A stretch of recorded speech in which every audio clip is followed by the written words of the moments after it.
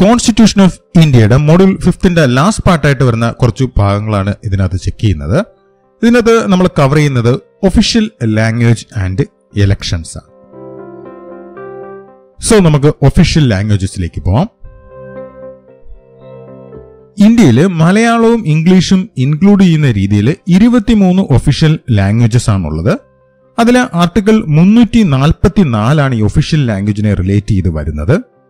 Article 344 എന്ന് പറയുന്നത് chapter 37 of Indian കോൺസ്റ്റിറ്റ്യൂഷന്റെ ഭാഗമായിട്ടാണ് വരുന്നത്. ഈ ചാപ്റ്റർ 37 കംപ്ലീറ്റ്ലി തന്നെ ഒഫീഷ്യൽ ലാംഗ്വേജസിനായിട്ട് റിലേറ്റ് ചെയ്ത് വരുന്നതാണ്. ഈ ചാപ്റ്റർ 37 ആർട്ടിക്കിൾ 344 എന്ന് പറയുന്നത് ഒഫീഷ്യൽ ലാംഗ്വേജായിട്ട് അസോസിയേറ്റ് ചെയ്ത് വരുന്ന കമ്മീഷനും അതിനോടൊപ്പം പാർലമെന്റിന്റെ കമ്മിറ്റിയുമായിട്ട് അനുബന്ധമായി വരുന്നതാണ്. സോ ഈ ആർട്ടിക്കിൾ 344 മെൻഷൻ ചെയ്യുന്ന ഒഫീഷ്യൽ ലാംഗ്വേജിന്റെ കമ്മീഷൻ എന്താണെന്ന് ചെക്ക് ചെയ്യാം. ഇങ്ങനെ ഒഫീഷ്യൽ ലാംഗ്വേജിന്റെ കമ്മീഷനെ രൂപവൽക്കരിക്കുന്നത് ഇന്ത്യൻ പ്രസിഡന്റ് ആണ്. ആ കമ്മീഷന് ഒരു ചെയർമാനും അതിനോടൊപ്പം വിവിധ ഭാഷകളെ റെപ്രസെന്റ് ചെയ്യുന്ന രീതിയിൽ മെമ്പേഴ്സും കാണും. ഇങ്ങനെ ഒരു ഒഫീഷ്യൽ ലാംഗ്വേജിന് കമ്മീഷൻ രൂപവൽക്കരിക്കുന്നത് ഇന്ത്യൻ പ്രസിഡന്റിന് സം റെക്കമെൻഡേഷൻസ് കൊടുക്കാനായിട്ടാണ്. ആ റെക്കമെൻഡേഷൻസ് നമുക്ക് ഡീറ്റെയിൽഡ് ആയിട്ട് ചെക്ക് ചെയ്യാം. ഫസ്റ്റ് പോയിന്റ് എന്ന് പറയുന്നത് യൂണിയൻ ഗവൺമെന്റിന്റെ ഒഫീഷ്യൽ പർപ്പസിനായിട്ട് ഹിന്ദി ലാംഗ്വേജ് തന്നെ യൂസ് ചെയ്യുക എന്നുള്ളതാണ്.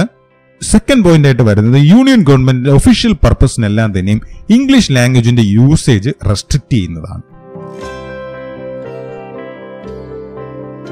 നെക്സ്റ്റ് മൂന്നാമത്തെ പോയിന്റ് എന്ന് പറയുന്നത് ആർട്ടിക്കിൾ 348 മെൻഷൻ ചെയ്യുന്ന പർപ്പസിന് വേണ്ടിയിട്ട് നമുക്ക് ഏതൊക്കെ ലാംഗ്വേജസ് യൂസ് ചെയ്യാം എന്ന് മെൻഷൻ ചെയ്യുന്നതാണ്.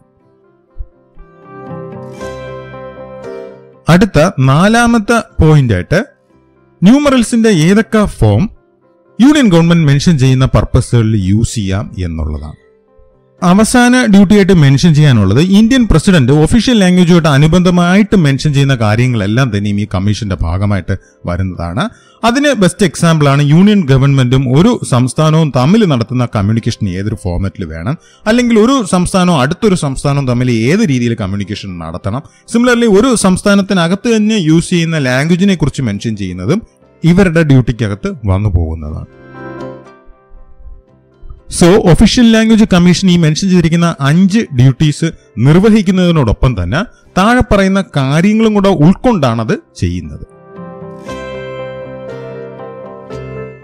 ഒഫീഷ്യൽ ലാംഗ്വേജ് കമ്മീഷൻ ഒരു റെക്കമെൻഡേഷൻ നടത്തുന്നതിന് മുമ്പായിട്ട് ഇന്ത്യയുടെ industrial, cultural and similarly scientific അഡ്വാൻസ്മെന്റും കൂടെ ഉൾക്കൊണ്ടിട്ടാണ് ഈ റെക്കമെൻഡേഷൻ നടത്തുന്നത്. അതിനോടൊപ്പം നമ്മളെ കണക്ക് ഹിന്ദി അല്ലാതുള്ള ലാംഗ്വേജസ് യൂസ് ചെയ്യുന്നവരുടെ താല്പര്യവും കൂടെ ഉൾക്കൊണ്ടിട്ടാണ് പബ്ലിക് സർവീസസ് കണക്കുള്ള കാര്യങ്ങളിൽ കമ്മീഷൻ ശുപാർശ നടത്തുന്നത്. സോ നമ്മളിപ്പോ ഒഫീഷ്യൽ ലാംഗ്വേജ് കമ്മീഷന്റെ കാര്യം പറഞ്ഞു. ഇനി ഈ ഒഫീഷ്യൽ ലാംഗ്വേജ് കമ്മീഷനോടൊപ്പം തന്നെ ഒരു കമ്മിറ്റിയും കൂടെ ഇന്ത്യൻ പാർലമെന്റ് രൂപവൽക്കരിച്ചിട്ടുണ്ട്. ആ കമ്മിറ്റിക്കകത്ത് വരുന്നത് ടോട്ടൽ 30 മെമ്പേഴ്സാണ്.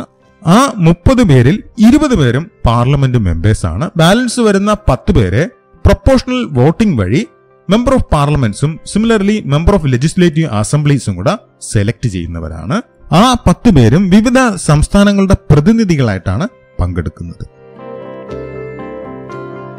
സോ നമ്മളിപ്പം ഒഫീഷ്യൽ ലാംഗ്വേജ് കമ്മീഷനെ കുറിച്ച് പറഞ്ഞു, അതിനോടൊപ്പം തന്നെ കമ്മിറ്റീനെ കുറിച്ച് പറഞ്ഞു. ഇനി ഈ കമ്മിറ്റിയുടെ പർപ്പസ് എന്താണെന്നുള്ളത് നോക്കാം. നേരത്തെ ഞാൻ സൂചിപ്പിച്ചു ഒഫീഷ്യൽ ലാംഗ്വേജ് കമ്മീഷന് 5 ഡ്യൂട്ടീസ് ആണുള്ളത്. ആ 5 ഡ്യൂട്ടീസിന് അനുബന്ധമായിട്ട് അവര് റിപ്പോർട്ടുകൾ ജനറേറ്റ് ചെയ്യുകയും ആ റിപ്പോർട്ടുകൾ ഈ പറയുന്ന ഒഫീഷ്യൽ ലാംഗ്വേജ് കമ്മീഷനാണ് പരിശോധിക്കുന്നത്. ആ കമ്മീഷന്റെ റിപ്പോർട്ടുകൾ ഇപ്പൊ മെൻഷൻ ചെയ്ത ഒഫീഷ്യൽ ലാംഗ്വേജ് കമ്മീഷനാണ് പരിശോധിക്കുന്നത്. അവരുടെ ശുപാർശകളാണ് നെക്സ്റ്റ് പ്രസിഡന്റിന്റെ ഒപ്പീനിയനായിട്ട് കൊടുക്കുന്നത്. ഇന്ത്യൻ പ്രസിഡന്റ് ഈ കിട്ടുന്ന ശുപാർശകള് ആർട്ടിക്കിൾ 343 പറയുന്ന രീതിയിലെല്ലാം സാറ്റിസ്ഫൈ ചെയ്യുന്നുണ്ടോ എന്ന് നോക്കും. അതിനനുസരിച്ച് റിപ്പോർട്ടിൽ വേണമെന്നുണ്ടെങ്കിൽ ഭേദഗതികൾക്കും ശുപാർശ ചെയ്യും. നെക്സ്റ്റ് ഈ ട്യൂട്ടോറിയലിന്റെ സെക്കൻഡ് പോർഷനായിട്ട് വരുന്നതാണ്, അതാണ് ജനറൽ എലക്ഷൻസ്. ഈ ജനറൽ എലക്ഷന്റെ ട്യൂട്ടോറിയൽ നമ്മൾ പലപ്പോഴും വോട്ട് ചെയ്തിട്ടുള്ളത് കൊണ്ട് തന്നെ നിങ്ങൾക്ക് ഒരു പരിധി വരെ ഒരു ഐഡിയ ഉള്ളതാണ്. സോ നമുക്ക് എലക്ഷൻ എന്താണെന്നറിയാം. നമ്മളാകുന്ന വോട്ടേഴ്സ് ഒരു വ്യക്തിനെ നമ്മളുടെ ജനപ്രതിനിധിയായിട്ട് എലക്ട് ചെയ്യുകയും അങ്ങനെയുള്ള വിവിധ ജനപ്രതിനിധികൾ ഇൻക്ലൂഡ് ചെയ്യുന്നതാണ് ഗവൺമെന്റ് ആയിട്ട് വരുന്നത്. ഇങ്ങനെ നടക്കുന്ന പ്രൊസീജിയറിനെയാണ് ഇലക്ഷനായിട്ടും ഡിനോട്ട് ചെയ്യുന്നത്. അല്ലെങ്കിൽ it is an organized process in which people vote to choose the persons who can represent them in parliament or the state legislative.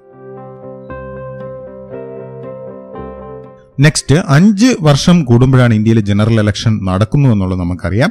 So അങ്ങനെ നടത്തുന്ന ഇലക്ഷന്റെ പർപ്പസ് എന്ന് പറയുന്നത് ഒരു വ്യക്തിയിൽ മാത്രമായിട്ട് ഒരു പർട്ടിക്കുലർ ഗവൺമെന്റിന്റെ ഭരണം കണ്ടിന്യൂ ചെയ്യാതെ ഇരിക്കാനും അതിനോടൊപ്പം തന്നെ ഡെമോക്രസിയുടെ കണ്ടിന്യൂഷനും വേണ്ടിയിട്ടാണ് ഇലക്ഷൻ നടത്തുന്നത്.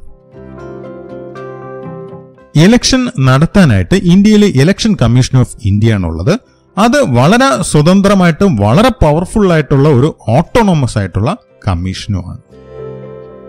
ഇങ്ങനെയുള്ള കമ്മീഷൻ ഭരണഘടന പ്രകാരം ഇന്ത്യൻ ജുഡീഷ്യറിക്ക് എത്രത്തോളം ഇൻഡിപെൻഡൻസ് ഉണ്ടോ അത്രത്തോളം തന്നെ ഇൻഡിപെൻഡൻസ് അവർക്കും ഉണ്ട്.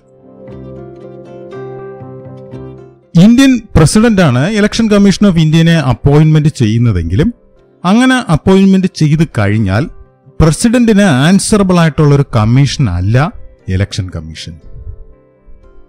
നെക്സ്റ്റ് നമുക്ക് different steps in an election നോക്കാം. ഫസ്റ്റ് വൺ ക്യാമ്പയിനിങ് ആണ്, second one nomination of candidates ആണ്, third one polling and last one counting. ഇതില് നോമിനേഷൻ ഓഫ് കാൻഡിഡേറ്റ്സ് എന്താണെന്ന് നോക്കാം. ഇലക്ഷന് മത്സരിക്കുന്ന കാൻഡിഡേറ്റ്സിന്റെ ജനറൽ ആയിട്ടുള്ള കാര്യങ്ങളാണ് ഇതിനകത്ത് വന്നു പോകുന്നത്. നമ്മൾ ലോക്സഭ ഇലക്ഷനോ അല്ലെങ്കിൽ ലെജിസ്ലേറ്റീവ് അസംബ്ലി ഇലക്ഷനോ ചെക്ക് ചെയ്യുമ്പം അവരുടെ മിനിമം ഏജ് ലിമിറ്റ് എന്ന് പറയുന്നത് 25 ആയിരിക്കണം. പൊളിറ്റിക്കൽ പാർട്ടീസ് നോമിനേറ്റ് ചെയ്യുന്ന കാൻഡിഡേറ്റ്സിന് ആ പൊളിറ്റിക്കൽ പാർട്ടിയുടെ സിംബലും അതിനോടൊപ്പം സപ്പോർട്ടും ലഭിക്കുന്നതാണ്. നെക്സ്റ്റ്, ഇങ്ങനെയുള്ള കാൻഡിഡേറ്റ്സ് മസ്റ്റായിട്ടും ഒരു വോട്ടർ ആയിരിക്കണം. അതിനോടൊപ്പം അദ്ദേഹം ആ ഓഫീസ് വഹിക്കാൻ എലിജിബിൾ ആയിട്ടുള്ള വ്യക്തിയും ആയിരിക്കണം. നെക്സ്റ്റ്, ഇങ്ങനെയുള്ള കാൻഡിഡേറ്റ്സിന് മാക്സിമം ഏജ് ലിമിറ്റോ അല്ലെങ്കിൽ എഡ്യൂക്കേഷൻ ക്വാളിഫിക്കേഷനെ കുറിച്ച് ഭരണഘടനയിൽ മെൻഷനിങ് ഒന്നും ചെയ്തിട്ടില്ല. ഇങ്ങനെ സെലക്ട് ചെയ്യുന്ന കാൻഡിഡേറ്റ്സ് ഒരു സത്യപ്രതിജ്ഞ നടത്തണം. അവര് ആ ഭരണത്തിലിരിക്കുന്ന ഗവൺമെന്റിനെ വയലൻസ് മുഖാന്തരമോ അല്ലെങ്കിൽ എന്തെങ്കിലും ഫോഴ്സസ് മുഖാന്തരമോ പുറത്താക്കത്തില്ല എന്ന്. ഇതിനോടൊപ്പം ആഡ് ചെയ്യാനുള്ളത് ലോക്കൽ ബോഡി ഇലക്ഷന് മത്സരിക്കാനുള്ള മിനിമം ഏജ് ലിമിറ്റ് 18 ആണെന്നുള്ള കാര്യവും ഓർത്തിരിക്കുക. അടുത്തത് റിസർവ്ഡ് കോൺസ്റ്റിറ്റ്യുവൻസിയാണ്. സമൂഹത്തിലെ വീക്കറായിട്ടുള്ള സൊസൈറ്റികളിൽ നിന്ന് വരുന്നവരെ ബൂസ്റ്റ് ചെയ്യാനും അതിനോടൊപ്പം സമൂഹത്തിൽ പ്രബലരായിട്ടുള്ളവർ മാത്രം ഡോമിനേറ്റ് ചെയ്ത് പോകാതിരിക്കാനും കൂടെയാണ് ഈ റിസർവ്ഡ് കോൺസ്റ്റിറ്റ്യുവൻസി എന്ന കൺസെപ്റ്റ് വരുന്നത്. അതിന് ബെസ്റ്റ് എക്സാമ്പിൾ ആണ് SC/ST റിസർവ്ഡ് ആയിട്ടുള്ള കോൺസ്റ്റിറ്റ്യുവൻസീസ് ഉണ്ട്. അങ്ങനെ റിസർവ് ഇരിക്കുന്ന കോൺസ്റ്റിറ്റ്യുവൻസിയിൽ ആ വിഭാഗത്തിൽ നിന്ന് വരുന്നവർക്ക് മാത്രമേ മത്സരിക്കാൻ കഴിയുള്ളൂ. Next, seats for women. ഇന്ത്യക്ക് സ്വാതന്ത്ര്യം കിട്ടി 70 വർഷം കഴിഞ്ഞിട്ടും ലെജിസ്ലേറ്റീവ് അസംബ്ലിയിലോ അല്ലെങ്കിൽ പാർലമെന്റിലോ വനിതാ സംവരണം നടപ്പിലാക്കിയിട്ടില്ല. അതാത് പൊളിറ്റിക്കൽ പാർട്ടീസ് വുമൺ കാൻഡിഡേറ്റ്സിന് സം സീറ്റ്സ് അലോക്കേഷൻ നടത്തുക മാത്രമാണ് ചെയ്യുന്നത്. എഗെയിൻ അതിനോടൊപ്പം ഓർത്തിരിക്കുക, ലോക്കൽ ബോഡി ഇലക്ഷന് 50% സീറ്റുകളും വനിതകൾക്ക് വേണ്ടി സംവരണം ചെയ്തിട്ടും ഉണ്ട്. അടുത്തതായിട്ട് ഇലക്ഷൻ ക്യാമ്പയിനിങ്ങിലേക്ക് പോകാം. ഇലക്ഷൻ കമ്മീഷനാണ് കാൻഡിഡേറ്റ്സിന് ഏതൊരു ദിവസം വരെ നോമിനേഷൻ ഫയൽ ചെയ്യാം, അതിനോടൊപ്പം ഇലക്ഷൻ എന്നാണ് നടക്കുന്നത്, സിമിലർലി ഇലക്ഷന്റെ കൗണ്ടിങ് എന്നാണ് നടത്തുന്നതെന്ന ഡേറ്റ്സ് മെൻഷൻ ചെയ്യുന്നത്.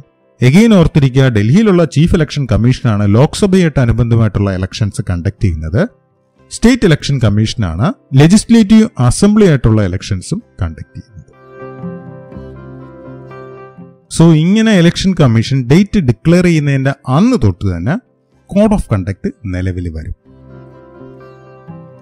അങ്ങനെ കോഡ് ഓഫ് കണ്ടക്ട് വന്നു കഴിഞ്ഞാൽ ഗവൺമെന്റിന് പുതുതായിട്ടുള്ള ഒരു ഓർഡേഴ്സും ഇഷ്യൂ ചെയ്യാൻ കഴിയുന്നതല്ല.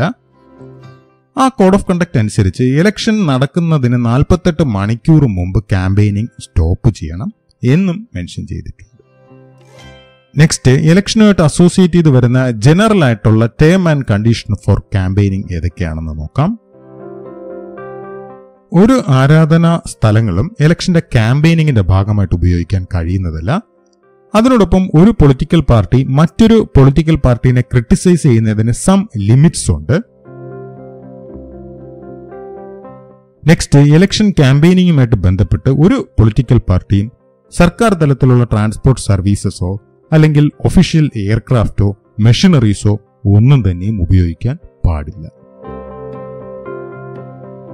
അടുത്തതായിട്ട് time and mode of election campaigning check ചെയ്യാം. First of all, election commission ഇലക്ഷനുമായിട്ട് ബന്ധപ്പെട്ടുള്ള ഡേറ്റ്സ് ഡിക്ലെയർ ചെയ്യുമ്പം മിനിമം 13 ദിവസം വരുന്ന രീതിയിൽ മാത്രമേ ഡേറ്റ് ഫിക്സ് ചെയ്യാറുള്ളൂ. അതായത് ക്യാമ്പയിനിങ് പീരീഡ് മിനിമം 13 ദിവസം എങ്കിലും ലഭിക്കും. അതിനോടൊപ്പം നേരത്തെ മെൻഷൻ ചെയ്ത കണക്ക് പോളിംഗ് നടക്കുന്നതിന് 48 മണിക്കൂർ മുമ്പായിട്ട് ഇലക്ഷൻ ക്യാമ്പയിനിങ് നിർത്തുകയും ചെയ്യും. സിമിലർലി ഓരോ പൊളിറ്റിക്കൽ പാർട്ടീസും അവരുടേതായിട്ടുള്ള മാനിഫെസ്റ്റോസ് അല്ലെങ്കിൽ പ്രകടന പത്രിക പുറത്തിറക്കാറുണ്ട്. വിവിധ തരത്തിലുള്ള ക്യാമ്പയിനിങ്ങിൽ വരുന്നതാണ് slogans, door to door campaigning, posters, meetings, processions etcetera. So നമ്മളിപ്പോൾ ഇലക്ഷൻ ക്യാമ്പയിനിങ്ങിനെ കുറിച്ച് മെൻഷൻ ചെയ്തു. അടുത്ത് നമ്മൾ ചെക്ക് ചെയ്യുന്നതാണ് വോട്ടേഴ്സ് ലിസ്റ്റ്. ജനാധിപത്യപരമായിട്ട് ഒരു ഇലക്ഷൻ നടക്കുന്നതിന്റെ ആദ്യ പടിയാണ് voters list election commission publish ചെയ്യുക എന്നുള്ളതാണ്. അത് പബ്ലിക്കിന് കാണത്തക്ക രീതിയിലാണ് പബ്ലിഷ് ചെയ്യുന്നത്. ഇത് യൂഷ്വലി ഇലക്ഷൻ കമ്മീഷന്റെ വെബ്സൈറ്റുകളിൽ അവൈലബിൾ ആണ്. ആ വോട്ടേഴ്സ് ലിസ്റ്റിനകത്ത് മെൻഷൻ ചെയ്തിരിക്കുന്നവർക്കെല്ലാം തന്നെ വോട്ട് ചെയ്യാനുള്ള എലിജിബിലിറ്റി ഉണ്ടായിരിക്കുകയും ചെയ്യും. ഈ വോട്ടേഴ്സ് ലിസ്റ്റിൽ നിന്നാണ് ഇലക്ഷൻ നടക്കുമ്പോൾ പോളിംഗ് ഒഫീഷ്യൽസ് ഓരോരുത്തരെയും വെരിഫൈ ചെയ്യുന്നത്. ഇങ്ങനെയുള്ള വോട്ടേഴ്സ് ലിസ്റ്റ് ഓരോ കോൺസ്റ്റിറ്റ്യുവൻസി വരുന്ന രീതിയിലാണ് പബ്ലിഷ് ചെയ്യുന്നത്. അതിനോടൊപ്പം വോട്ടേഴ്സ് ലിസ്റ്റിനകത്ത് ഇൻക്ലൂഡ് ചെയ്യണം എന്നുണ്ടെങ്കിൽ ഒരു വോട്ടറിന് മിനിമം 18 വയസ്സ് പൂർത്തീകരിച്ചിരിക്കുകയും വേണം. അടുത്തതായിട്ട് ഇന്ത്യൻ സിറ്റിസൺസിന് മാത്രമേ വോട്ട് ചെയ്യാനുള്ള അധികാരം ലഭിക്കത്തുള്ളൂ. സോ നമ്മളിപ്പം ഇലക്ഷൻ കമ്മീഷൻ ഇമ്പോർട്ടന്റ് ആയിട്ടുള്ള ഡേറ്റ്സ് ഡിക്ലെയർ ചെയ്യുന്ന പറഞ്ഞു, കോഡ് ഓഫ് കണ്ടക്ടിനെ കുറിച്ച് പറഞ്ഞു, ക്യാമ്പയിനിങ്ങിനെ കുറിച്ച് പറഞ്ഞു, വോട്ടേഴ്സ് ലിസ്റ്റിനെ കുറിച്ച് പറഞ്ഞു. ഇനി നമുക്ക് ഇലക്ഷൻ നടക്കുന്ന ദിവസത്തിലേക്ക് പോവാം. അതിനെയാണ് ഇവിടെ പോളിംഗ് ഓഫ് വോട്ട്സ് ആയിട്ട് ഡിനോട്ട് ചെയ്തിരിക്കുന്നത്. നമ്മളെല്ലാം സാധാരണ വോട്ട് ചെയ്യുന്ന സ്ഥലമാണ് പോളിംഗ് സ്റ്റേഷനായിട്ട് ഡിനോട്ട് ചെയ്യുന്നത്. ആ പോളിംഗ് സ്റ്റേഷൻ യൂഷ്വലി സർക്കാർ ഓഫീസുകളോ അല്ലെങ്കിൽ കോളേജുകളോ സ്കൂളുകളോ ആയിരിക്കാം. ഓരോ ജില്ലാ കളക്ടർമാർക്കാണ് അതാത് ജില്ലകളിലെ ഇലക്ഷൻ നടത്തുന്നതിന്റെ പൂർണ്ണ ഉത്തരവാദിത്വം. അതിനോടൊപ്പം ഇലക്ഷൻ നടത്താനായിട്ട് വരുന്ന ഒഫീഷ്യൽസ് എന്ന് പറയുന്നത് സർക്കാർ ഉദ്യോഗസ്ഥരും ആയിരിക്കും. പണ്ട് കാലങ്ങളിൽ ഇലക്ഷൻ യൂസ് ചെയ്തിരുന്നത് ബാലറ്റ് ബോക്സസ് ആയിരുന്നു. ഇന്ത്യയിലെ പല സംസ്ഥാനങ്ങളിലും ബാലറ്റ് ബോക്സുകൾ പിടിച്ചെടുക്കുകയും കള്ളവോട്ട് നടക്കാനും തുടങ്ങിയത് കൊണ്ടാണ് ഇലക്ട്രോണിക് വോട്ടിംഗ് മെഷീൻസ് ഇൻട്രൊഡ്യൂസ് ചെയ്തത്. ഇപ്പം ഇന്ത്യയിലെ എല്ലാ ഇലക്ഷൻസും ഇലക്ട്രോണിക് വോട്ടിംഗ് മെഷീൻസിന്റെ ഹെൽപ്പോട് കൂടിയാണ് നടത്തുന്നത്. Next, 1 vote 1 value. ഇന്ത്യയിലെ എത്ര വലിയൊരാൾക്കാണെങ്കിലും എത്ര ചെറിയൊരാൾക്കാണെങ്കിലും വോട്ടിന്റെ മൂല്യം എന്ന് പറയുന്നത് തുല്യമാണ്. ഒരു ഇലക്ഷന്റെ വിജയം എന്ന് പറയുന്നത് അതിനകത്ത് മാക്സിമം വോട്ടേഴ്സ് പാർട്ടിസിപ്പേറ്റ് ചെയ്യുമ്പോഴാണ്. അതിനാൽ തന്നെ പലപ്പോഴും ഇലക്ഷൻ കമ്മീഷൻ അവയർനെസ് പ്രോഗ്രാംസ് പലതും നടത്താറുണ്ട്.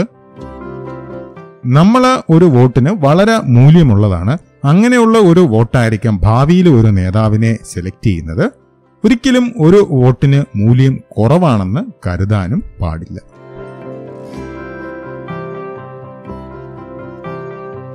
സോ നമ്മളിപ്പം ഇലക്ഷൻ വരെയുള്ള കാര്യങ്ങൾ ചെക്ക് ചെയ്തു. ഇനി ഇലക്ഷന്റെ കൗണ്ടിംഗ് ഓഫ് വോട്ട്സും ഡിക്ലറേഷൻ ഓഫ് റിസൾട്ട്സും ആണ് നെക്സ്റ്റ് നോക്കുന്നത്. പോളിംഗ് ടൈം കഴിയുമ്പം ഇലക്ട്രോണിക് വോട്ടിംഗ് മെഷീൻ അതാത് പോളിംഗ് സ്റ്റേഷനുകളുടെ ഉത്തരവാദിത്തം വഹിക്കുന്ന പ്രിസൈഡിംഗ് ഓഫീസർ സീൽ ചെയ്ത് കളക്ഷൻ സെന്ററിലേക്ക് കൊടുക്കുകയാണ് ചെയ്യുന്നത്. ഇങ്ങനെ കളക്ഷൻ സെന്ററുകളിൽ എത്തുന്ന electronic voting machines next strong റൂമിലേക്ക് മാറ്റുകയാണ് ചെയ്യുന്നത്. സാധാരണഗതിയിൽ ഇലക്ഷൻ കഴിഞ്ഞാൽ ഏറ്റവും മിനിമം 2 ദിവസത്തിനുള്ളിൽ തന്നെ കൗണ്ടിംഗ് ചെയ്യാറുണ്ട്. കൗണ്ടിംഗ് നടത്തുന്നത് ഒരു പോളിംഗ് സ്റ്റേഷൻ അനുബന്ധമായിട്ടാണ്. ഏറ്റവും കൂടുതൽ വോട്ട് കിട്ടുന്ന വ്യക്തിയെയാണ് ഒബ്വിയസ്ലി വിജയിയായിട്ട് പ്രഖ്യാപിക്കുന്നത്. അതിനോടൊപ്പം ജനറൽ ഇലക്ഷൻസിന്റെ കൗണ്ടിംഗ് എല്ലാം തന്നെയും ഒരു ദിവസം തന്നെയാണ് നടത്തുന്നത്.